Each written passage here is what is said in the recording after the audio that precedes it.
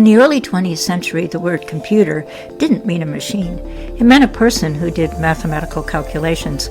During World War II, the military needed a lot of complex calculations to make sure missiles landed where they were supposed to.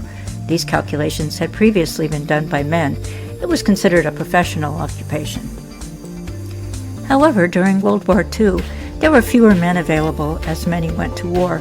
The University of Pennsylvania, where some of this work was being done, hired 200 women computers with degrees in mathematics to accomplish this complex task where accuracy was critical. Although doing the same work as men had done, these women were not considered professionals in their job description. In 1941, physicist John Mauchly and electrical engineer J. Presper Eckert headed a team which designed and began building a machine to do these calculations. The machine was known by the acronym ENIAC for Electronic Numerical Integrator and Computer.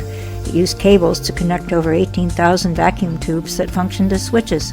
It could do 5,000 simple addition or subtraction operations per second, among other calculations. It was so big it took up a whole room. The work on the machine was completed in 1945. The machine was programmable, but the programs couldn't be stored, so the cables had to be plugged in again each time a new program was needed.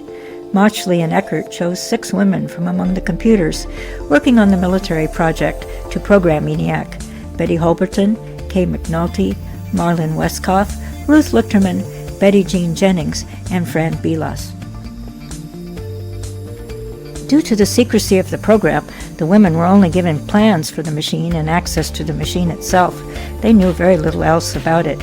After completing the calculations on paper, they had to translate them into a physical program with the cables and switches all properly connected to repeat the calculations mechanically. This was a daunting task, but one which the women completed excellently. In the process, they learned the operation of ENIAC so well they could quickly debug any problems that occurred.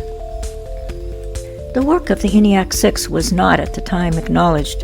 A celebratory event and dinner for the project in 1946, nobody remembered to invite the 6 women who had spent weeks programming the machine. Some people thought they were models, hired to pose with the machine. After the project ended, Betty Holberton worked on the first generative programming system, the first statistical analysis package, and standards for COBOL and Fortran. Kay McNulty worked on software for the BINAC and UNIVAC 1 computers. Ruth Lichterman trained the next group of ENIAC programmers at the military's Ballistics Research Laboratory.